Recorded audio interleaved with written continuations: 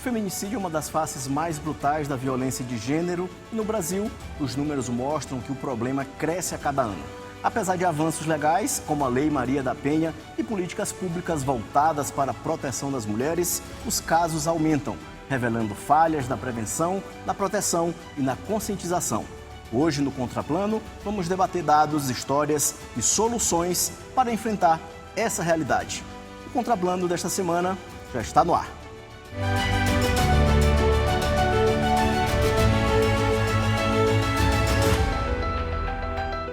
Olá, estamos começando mais uma edição do Contraplano, nosso debate semanal de assuntos que mexem com a vida de todos nós.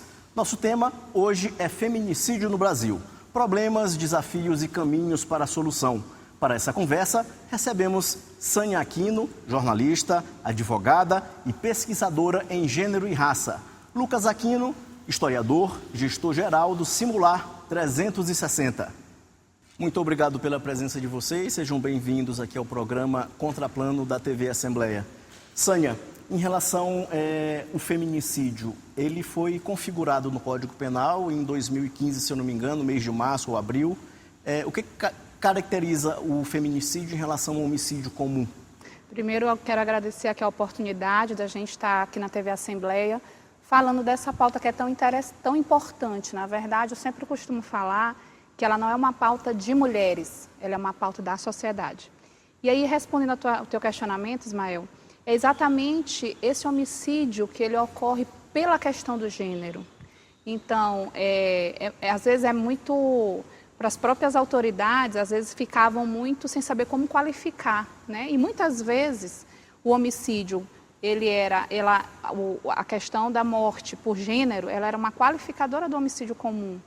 E a gente sabe, como operador do direito, que isso, na dosimetria da pena, é muito ruim, porque você acaba dando uma pena muito menor para aquela pessoa que comete um crime, que ceifa uma vida, pela questão de gênero. E, infelizmente, o Brasil, ele carrega esse estigma do país, da América Latina, que mais tem matado mulheres e meninas. Os números são assombrosos, são números que crescem, e essa violência urbana contra a mulher, ela é uma violência que ela precisa ser combatida.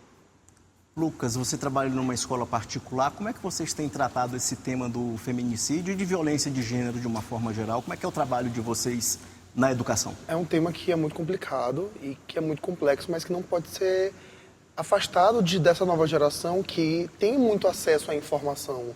Então a gente precisa estar ali guiando essa informação deles. Como que a gente vai estar moldando eles para entender que isso é uma realidade que, infelizmente, assombra, como a Sânia falou, assombra o Brasil de forma alarmante já há séculos. Porque não é porque foi tipificado agora que não estava acontecendo antes, né? Então a gente vem sempre trazendo debates, rodas de conversa, como, por exemplo, o Simular 360, trazendo especialistas do assunto, e não se escondendo de assuntos que, por mais que sejam complexos, precisam sim ser comunicados. Sânia, em relação ano passado, os registros do ano passado, foi o ano que mais se registrou feminicídio no Brasil, quase 1.500 mais ou menos, 1.492 para ser mais exato. O que está acontecendo para esse registro aumentar? A gente está falhando em alguma coisa, já que existe uma legislação para combater e aumentar a pena dos criminosos, das pessoas que fazem isso? Como pesquisadora, eu percebo duas situações. Primeiro, hoje há um acesso à informação muito maior do que há 10 anos atrás, como o Lucas aqui colocou.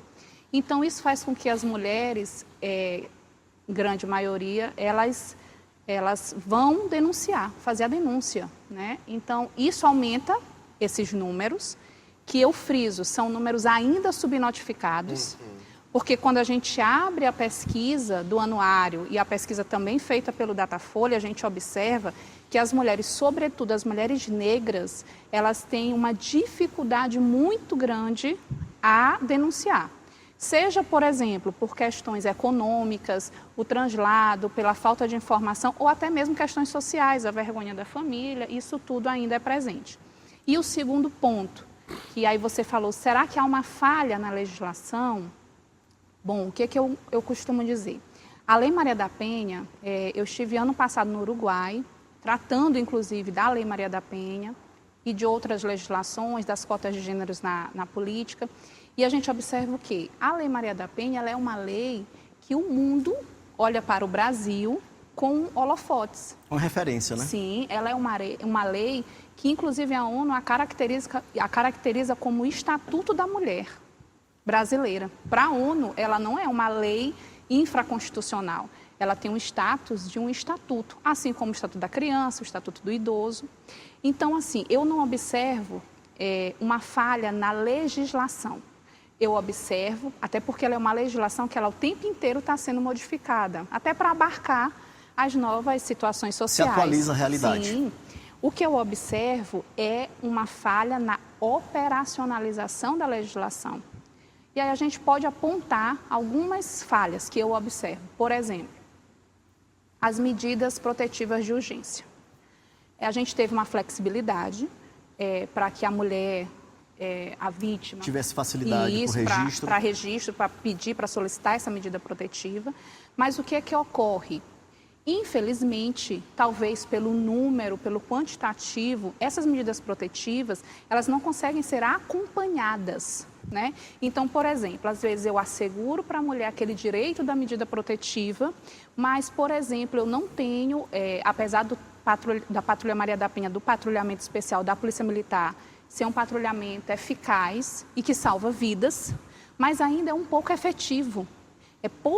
São poucos policiais que estão ali à disposição daquele trabalho. A gente percebe também que no caso aqui do Maranhão, essa patrulha não está em todo o estado. Exatamente. Está só em algumas cidades, nas principais. E isso dificulta o acompanhamento, porque, por exemplo, vamos dar aqui um exemplo. Vamos dizer que no município X, onde não existe o patrulhamento da Patrulha Maria da Penha, ali eu tenho uma vítima que está sob medida protetiva de urgência e aquela medida é descumprida. Ela vai ligar para onde? Ela vai ligar para o telefone geral da polícia. E ali tem várias ocorrências, e não só a dela. Então, o que eu acho que precisa haver uma operacionalização mais eficaz da lei. Mas eu acredito que a legislação, a Lei Maria da Penha, ela é sim um orgulho nacional. Certeza. E que as pessoas precisam desmistificar essa questão que a Lei Maria da Penha veio para punir homens. Não. A Lei Maria da Penha, ela não é nenhuma lei punitiva, né? Quando a gente vai estudar, Sim. A gente observa que ela tem tantos traços educacionais, né, Lucas? Você que é da área de educação. Então, é isso. Eu não acho que exista um equívoco legislativo. Eu acho que há um equívoco operacional. Eu creio também que vem muito da questão sociocultural que a gente tem no Brasil, de ainda assim estar ali enterrando certas questões. Por exemplo, a gente vem de frases que ficam perpetuando a violência doméstica. Por exemplo, o machismo. Sem nem perceber, a gente sempre ouviu desde criança que em briga de marido e mulher não se mete a colher. Então a gente sabe que parece algo muito banal, mas que tem traços que evoluídos chegam na questão do... A gente, como a Sânia está falando, a gente está no município, a gente até escuta uma briga que parece ser muito agravante, mas não vai falar porque não é da minha conta. Ou então a gente tem esse tipo de coisa que a gente passa a vida inteira e vai internalizando. Então, sem contar que o feminicídio, ele é como uma evolução de uma violência doméstica que já vai acontecendo em silêncio há muito tempo. Então, a mulher chega num ponto que, às vezes, ela não tem nem vontade de denunciar, porque já está naquela situação há tanto tempo que não sabe mais como sair dela. E aí acaba chegando à situação final, que é o feminicídio, né? Lucas, e como é que é tratar isso numa roda de conversa com alunos que estão em formação? Como é que vocês levam esse assunto, a Maria da Penha, o feminicídio, para essa roda de conversa? Eu dou aula tanto para a educação fundamental 2, né, os anos finais, quanto para o médio. Então, claro, são conversas completamente diferentes, em tom, em linguajar, mas ainda sempre tratando do mesmo assunto. Então, a gente prepara os alunos mais novos e fala, olha, podem ser assuntos que vocês não necessariamente vão entender tudo agora, a complexidade dele, mas é importante vocês saberem, a gente traz dados. Gosto muito de usar exemplos midiáticos, que eu acho que ajudam muito. A gente tem filmes, séries que tratam isso em todas as bases, desde de brigas que a gente vê até em novelas antigamente aqui no... É mais fácil de contextualizar. Exato. Né? E que a gente olha isso aqui, naquela época, não era tratado como algo problemático, mas a gente foi tendo uma evolução, como a própria Sânia disse, e já para o ensino médio, a gente tem uma conversa mais direta, até porque, querendo ou não, é conteudista, cai muito também em vestibulares. Esse ano a gente teve 10 anos da tipificação, então é algo que a gente trata também nessa esfera mais educacional, mas a gente fala, às vezes, não é porque você não está passando por isso, que você não pode ter empatia por alguém que está passando, e de reconhecer os sinais e mostrar para essa pessoa, essa situação que você está passando, ela pode se agravar. Porque, às vezes, a falta de informação, ainda mais quando foge do polo urbanizado de São Luís, ela ainda é muito grande. Então, a gente tenta ao máximo dar esse tipo de informação para que eles transformem essa informação num saber e passar esse saber para os outros também. Sânia, em relação a essas denúncias, a dependência muitas vezes é financeira, econômica, emocional, tem a questão dos filhos também.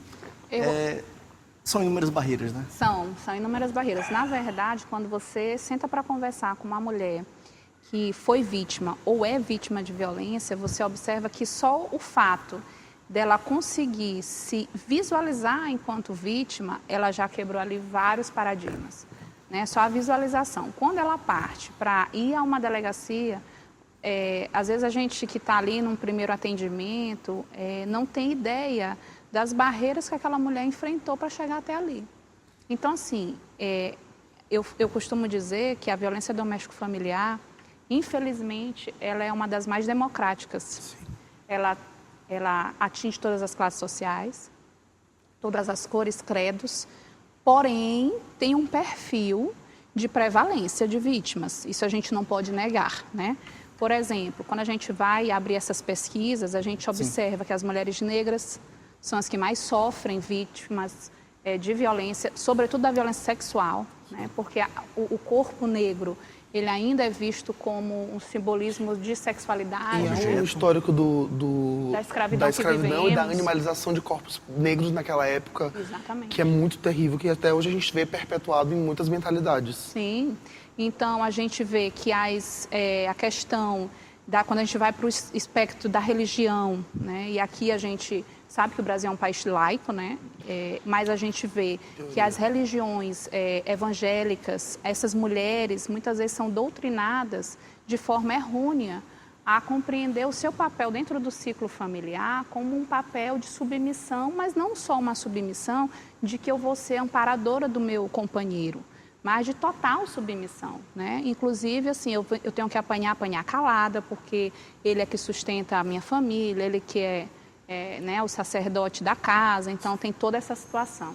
E tem a questão que tu tocou, que é um ponto fundamental. Tu falaste sobre a questão dos filhos, né? Eu sou mãe solo, algumas pessoas devem saber, eu sou mãe solo, tenho 3 filhos, e posso dizer para ti que é um grande desafio ser mãe solo ainda nos dias de hoje. A gente está no século XXI, Sim. Mas ainda existe um estigma muito grande em torno da maternidade solo. Vários estigmas, né? Desde, se a gente fosse falar aqui, daria outro programa, né? É verdade.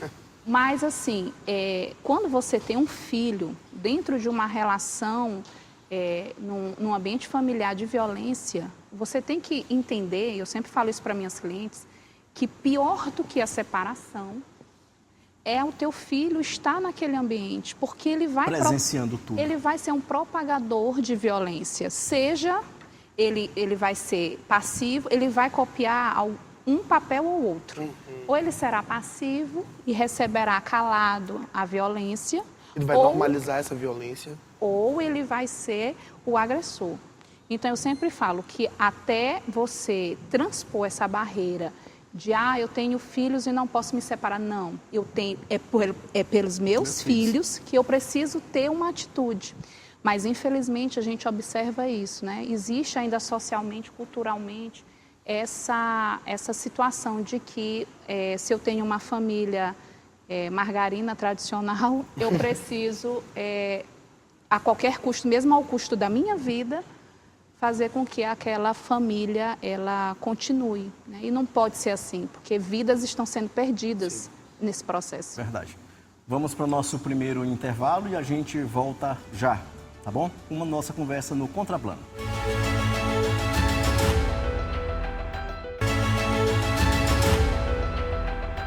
Estamos de volta com o Contraplano, hoje discutindo o tema feminicídio no Brasil. Problemas, desafios e caminhos para a solução.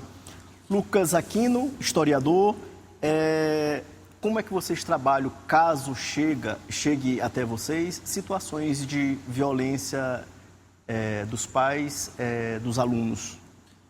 Então, não é um trabalho solo, né? Não é escola, até porque legislativamente falando, não é escola, tem que lidar com esse tipo de coisa.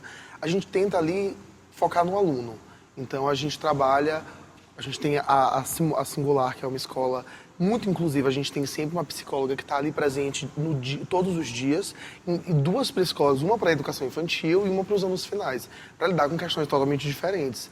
E a gente tenta focar no aluno, saber se o aluno está seguro dentro de casa, essa violência, como é que ele está transpondo essa violência para si.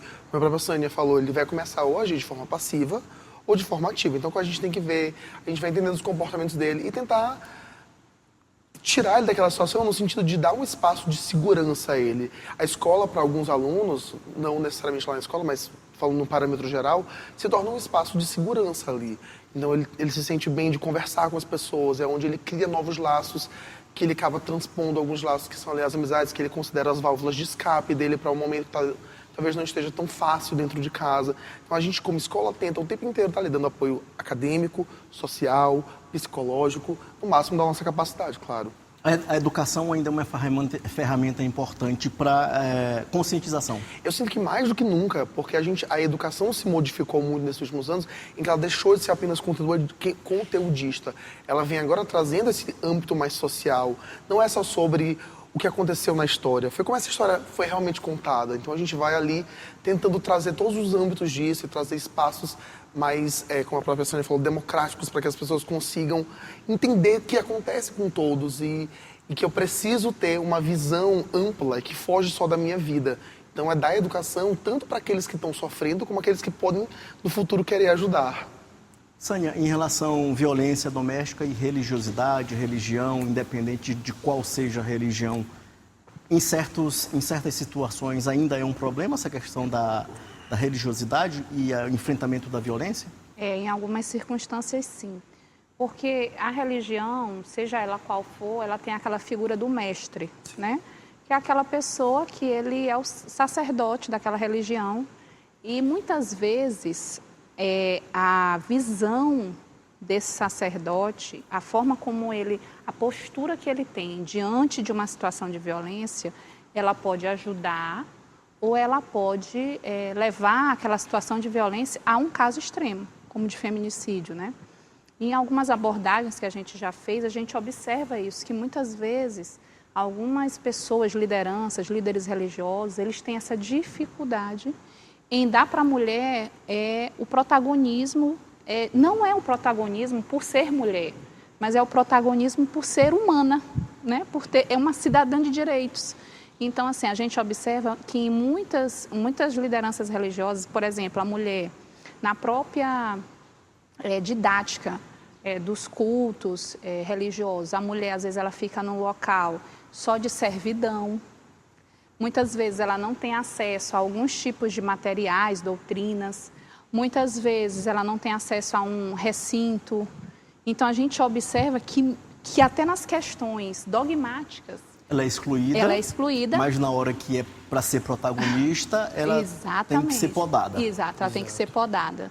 E aí, o que acontece muitas vezes? Que muitos lugares como esse, eles escondem a própria violência. Né? Infelizmente, acobertam. Infelizmente, a gente vê os escândalos, né, nas redes sociais, nos meios de comunicação de líderes religiosos que, inclusive, cometem crimes nessa tocante, né? Crimes sexuais, né? E crimes mesmo de violência doméstica, a gente observa. E por que eles, às vezes, ficam durante tantos anos escondidos? Porque, infelizmente, e aí não é a religião, mas é como você pontuou, a religiosidade, ela, se você perder o controle, ela se torna um fanatismo. Sim. E o fanatismo, ele leva a esses extremismos, né? Então, assim, eu aceito ser dominada, porque ao aceitar ser dominada, eu sou abençoada. Sim. Né? Então, tem esses parâmetros que também aí, acho que a psicologia também ainda explica também, um pouco aqui mais. Tem uma teóloga que é freira também, feminista aqui do Brasil, Ivone Gebara, que ela fala sobre como no Brasil a gente tem a mulher como uma figura de dicotomia, no sentido em que ela é ou a Maria, Virgem Maria, mãe de Deus, e que está ali para servir, e que era pura, ou a gente tem a Maria Madalena. Então não existe um meio termo, eles tentam sempre colocar a mulher nessas caixas, idealizadoras impossíveis de se atingir. Ninguém é uma coisa ou outra e a mulher, como qualquer outro ser humano, passa por diversas camadas, em âmbitos econômicos, sociais, empresariais. Então é muito complicado por conta disso. Lucas, o que representa levar para a escola essa temática social? Eu acredito que vocês levam de outros assuntos também, mas principalmente sobre violência de gênero, feminicídio. O que representa isso? Eu acho que mais do que nunca no Brasil, que a gente vê tanto isso, é não se esconder, sabe? É dar a voz da escola ali, mostrar que a escola não é um lugar apenas de aprender matemática, geografia, física, mostrar que a escola está engajada no teu social, mostrar que ela está ali te formando não só como alguém para passar no Enem, que eu acho muito raso isso. Eu gosto muito de sair do meu caminho para trazer esse tipo de coisa. Tanto que eu organizo simulação da ONU, que para mim é há 13 anos já. Quando aqui em São Luís a gente nem tinha essa cultura, que ainda não é tão forte quanto deveria ser. Então é trazer para um ambiente escolar, um ambiente que ele é ali de ensino, mostrar que isso é para ser ensinado. Esse espaço também é para mostrar que a violência contra a mulher, a violência contra a questão do próprio racismo, tudo isso tem que sim ser abordado na escola porque faz parte da nossa história. Não dá pra gente simplesmente passar por cima dela porque é complicado de falar sobre isso. É mostrar que a escola é um ambiente de espaços difíceis, mas que precisam ser ensinados também. E até assim, sobretudo no ensino médio, né? Que ali já é um adolescente, que já está caminhando para a fase adulta, a gente observa que eu também faço algumas participações, intervenções com adolescentes, mais com adolescentes nas escolas, e a gente observa que muitas meninas, sobretudo do ensino médio, elas estão até passando por alguma situação na própria escola, né? Porque aquele menino, a depender de como ele foi criado e tudo, então assim, ele... Repetir os padrões, né? Isso. Negativos, E aí, quando você empodera uma menina dessa, quando você traz o esclarecimento, é totalmente diferente. Porque eu costumo dizer o seguinte, quando você senta de frente a um agressor e você faz ele compreender que ele é agressor, ele não quer aquilo para ele. Ele diz que ele não é aquilo ali. Que ele não sou assim. Não sou assim, eu não sou isso. Ele tem horror, entendeu? Então, assim, é aí que a gente vê que, eu estava conversando aqui nos bastidores com o Lucas, da importância de trazer isso para a educação básica nas escolas. Desde cedo, né? Sim, quanto mais cedo possível. Eu tenho um filho de 7 anos, o Pedro Luiz. Esses dias ele me emocionou muito porque a gente pensa assim, educação em casa, né? É aquele dia, todo dia a gente está enxugando o gelo, né? Sim. E parece que não está surtindo muito efeito, enfim. Tu acaba vendo só no longo prazo depois. Exatamente. E ele esses dias teve uma situação que ele passou e ele soltou assim, mãe, porque eu sei que o homem não bate em mulher. E eu, cara, 7 anos de idade, cara, que massa. Sem contar que eu também acho que é muito sobre as microagressões. A gente está aqui falando do feminicídio, que não é uma macroagressão, no sentido de que ela está ali, ela chega nessa situação agravante, mas é sobre comentários que são feitos no dia a dia. A violência psicológica, financeira. A questão de desmerecer o papel da mulher, diminuir o papel da mulher, tanto na história. Como eu sou professor de história, eu sempre tento trazer... Por exemplo, a gente estava falando desses tempos sobre a movimentação durante a depressão de 29, né? E aí, ali a gente tinha um espaço que as mulheres também tiveram que tomar de conta, da maneira como a mulher é tratada, que, por exemplo, na Revolução Francesa foram as mulheres que ajudaram na tomada da Bastilha. Então, são coisas que a história, por vezes, por ser uma história, querendo ou não, contada por homens, ela acaba que deixa passar, e eu gosto muito de trazer esses fatos menos conhecidos. Então, é sobre também as microagressões que a gente vê no dia a dia, que a gente acaba perpetuando sem perceber também. Sim. E, Sânia, em relação a as falhas da rede de proteção, o que seria como sugestão para a gente melhorar para essa mulher que está sofrendo violência? O que a gente poderia fazer como sugestão, você como pesquisadora? Eu acho que o primeiro ponto é a gente compreender que isso é um tripé, né? Não vai funcionar se não for um tripé. Se não tiver ali a sociedade civil organizada, aquela mulher, aquela vítima e o Estado. Também. Né? Então, se a gente não tiver esse tripé, primeira coisa, eu não vejo como a gente conseguir avançar. Segundo ponto que eu observo, as políticas públicas, elas ainda são pensadas de forma muito tímida e de forma eu não posso avançar tanto porque elas são pensadas ainda por homens, na sua grande maioria. Né? Então, assim, quando a gente sempre fala desse lugar de fala, a gente sempre fala desse lugar de fala. Quando você coloca só homens para pensar políticas públicas voltadas para mulheres ou só mulheres para pensar políticas públicas voltadas para homens, a gente vai ter uma discrepância nesse discurso. Então, Ismael, eu penso que a gente precisa verdadeiramente no Brasil de políticas públicas para mulheres, pensada por mulheres. Porque é muito fácil eu dizer assim, uma mãe atípica, ela tem condições no mercado de trabalho de se desenvolver e conseguir ascensões no mercado de trabalho da mesma forma de uma mãe que não é atípica? Não, ela não tem.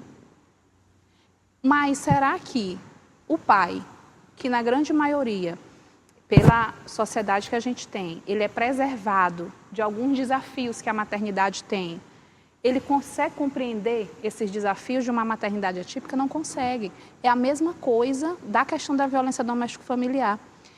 Você observa, se a gente for parar para analisar, eu falo porque atendo mulheres vítimas de violência, é totalmente diferente o atendimento que uma vítima de violência tem de um escrivão, homem, e de uma escrivã. É totalmente diferente. Ela se sente muito mais à vontade para relatar. E essas, parece assim, são singularidades, né? Parece que tão pontuais, mas na verdade elas fazem muita diferença. Pronto. A gente vai agora para um breve intervalo e a gente volta já.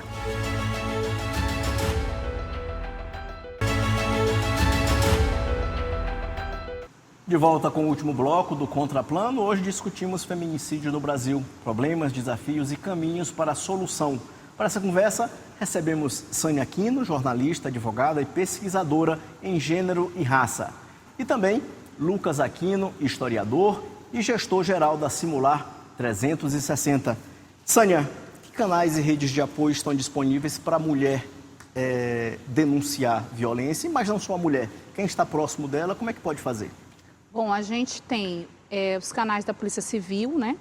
E a gente tem desde a delegacia online, onde é possível fazer essa denúncia, até mesmo a delegacia da mulher, né? Que aqui em São Luís, ela tem a sua sede na Casa da Mulher Brasileira, aqui no Jaracati. Isso falando em Polícia Civil. A gente tem ainda em Imperatriz, Caxias, a gente também tem departamentos específicos para violência contra a mulher, mas a gente tem aí em todas as delegacias da Polícia Civil essa possibilidade de fazer essa denúncia. A gente falando de Defensoria Pública Estadual e Federal, tanto a Defensoria Pública Estadual quanto federal, você também consegue fazer esse tipo de denúncia. A gente também tem o Disque 180, que é uma plataforma digital e que ela recebe não só denúncias de crimes contra a mulher, mas denúncias de crimes que versem sobre direitos humanos.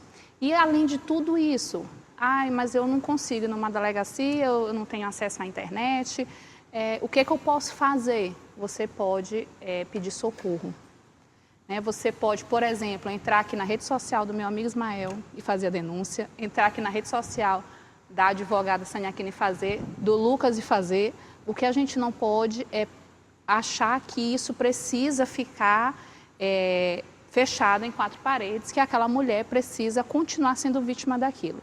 E assim, falar dessa rede, né? O Maranhão, eu sempre falo isso, a gente tem avançado, a gente ainda não está, logicamente, no modelo ideal, mas se a gente for pensar 10 anos atrás, a gente tem um avanço. Hoje a gente tem uma rede de proteção, né? Essa rede, ela tem a Casa da Mulher Brasileira, ela tem a Casa da Mulher Maranhense, a Casa da Mulher Ribamarense e outros municípios têm criado aí as suas casas de proteção à mulher. A gente tem promotorias especializadas, a gente tem varas de violência contra a mulher, então assim, o TJ, o Judiciário junto, o Ministério Público junto, a gente tem núcleos da Defensoria Pública, na OAB a gente tem Comissão da Mulher Advogada, no Conselho Federal da OAB a gente tem a Comissão Nacional da Mulher Advogada. Então o que a gente percebe?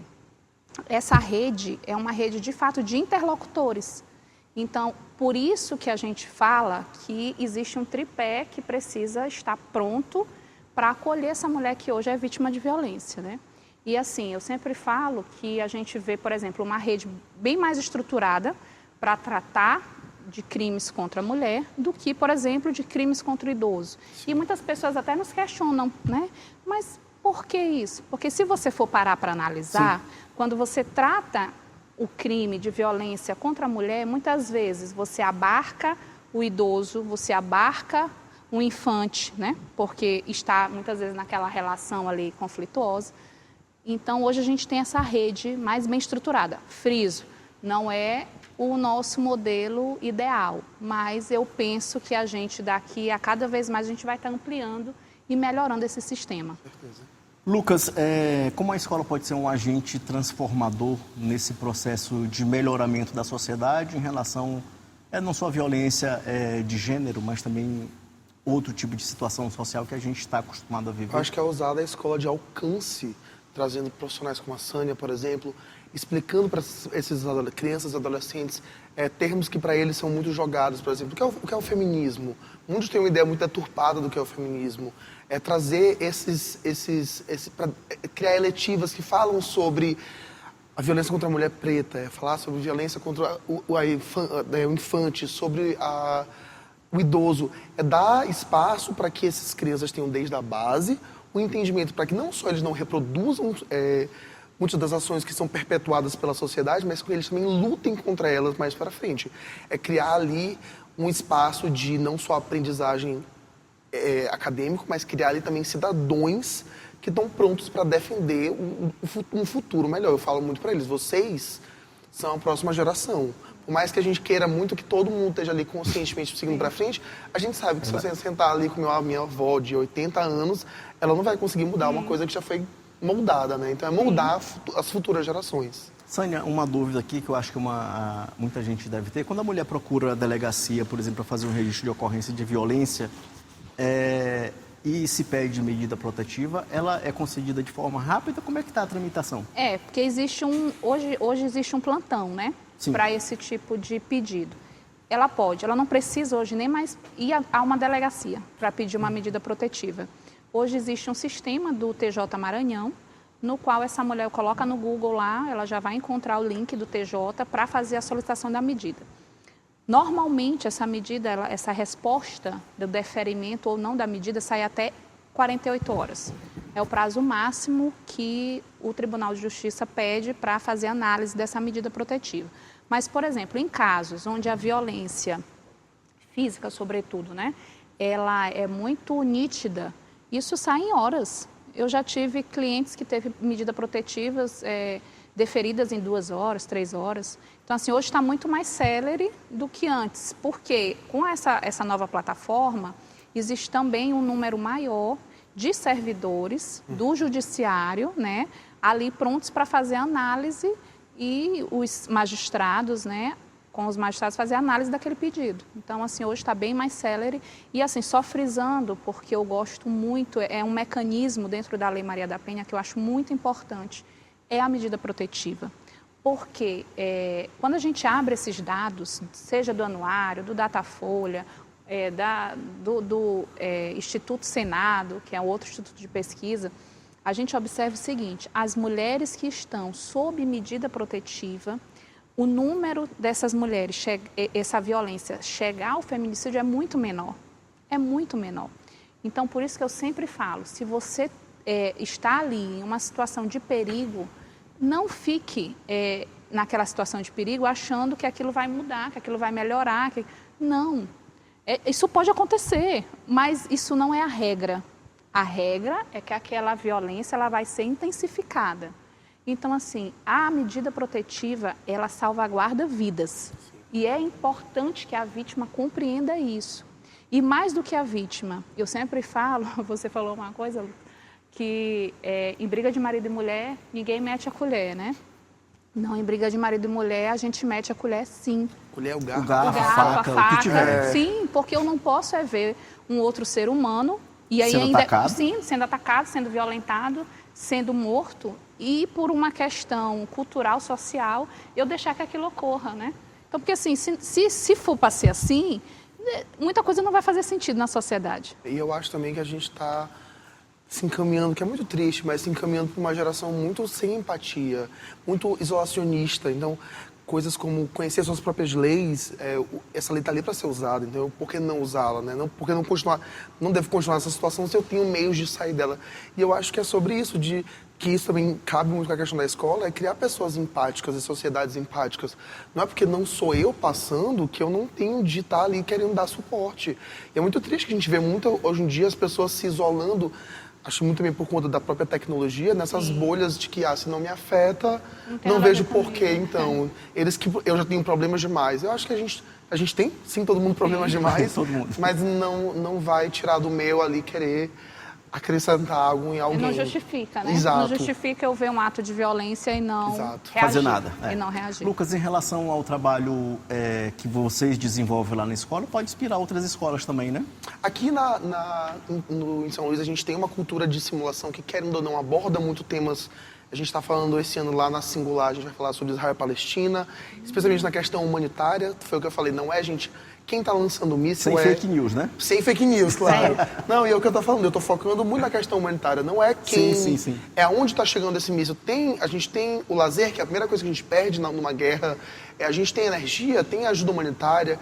A gente está falando do TJ, a gente vai recriar o caso do O.J. Simpson, que é um caso de feminicídio muito grande. Sim. A gente está também tratando... Então, a gente está dando todas as ferramentas. A gente tem várias escolas, não só na Singular, mas a Singular, como sou eu que estou à frente já há muitos anos, eu fiz questão de focar bastante nessa questão humanitária, nessa questão do feminicídio, de trazer formas dessas crianças, né? Crianças e adolescentes, estarem ali realmente inspirando outras gerações. E o evento é aberto, então assim, qualquer pessoa de São Luís pode participar. A gente optou esse ano especialmente, eu quis democratizar a participação, então é 1 quilo de alimento perecível, qualquer pessoa, a gente abriu para escolas públicas, escolas militares, escolas privadas, qualquer pessoa pode ter acesso a esse evento, que é incrível participar e que dá ali um acesso, dá uma camada a mais de educação que muita gente está precisando para ter esse espaço de entender o que está acontecendo no mundo. Gente, agora vamos para as considerações finais. A gente está chegando ao fim do nosso bate-papo. Sânia? Já? Foi rápido, né? Foi rápido. Porque o assunto está rendendo. Rende bastante, sempre rende. Rendeu. Primeiro, agradecer mais uma vez aqui à TV Assembleia por esse espaço tão importante e tão necessário. Eu sempre falo e sempre estou disponível para falar desse assunto que se tornou uma missão de vida para mim, né? Muitas pessoas me perguntam, Sânia, mas agora tu só fala de violência contra a mulher? Parece... E assim, gente, eu sempre falo, não é nada contra os homens, pelo contrário, eu tenho 2 homens em casa que eu crio, né? Mas crio para ser homens que eu olhe para eles no futuro e me orgulhe. Né? E assim, falar disso, o Agosto Lilás, essa data tão emblemática, esse movimento tão importante, ele é um movimento que não é um movimento de mulheres contra homens, pelo contrário, é um movimento sobre vidas, né? É a minha vida, é a vida da sua mãe, é a vida da sua avó. Das irmãs. Né? Das irmãs. Então, assim, a gente precisa criar uma cultura de paz. Sim. Na sociedade, né? Uma cultura que não seja dessa misoginia que a gente tem, desse patriarcado terrível, desse machismo que mata, né? Então, assim, o amor não mata, o amor cuida, o amor zela. Então, assim, o meu convite a todos vocês que nos assistem agora é que vocês estejam conosco de mãos dadas no Agosto Lilás e nos ajudem a salvar vidas, porque vidas femininas importam. Lucas. Eu gostaria novamente também de agradecer o convite, estender também o agradecimento do evento da Simular e também da Escola Singular. Esse assunto tão importante que eu pretendo nunca deixar de sair da sala de aula, né?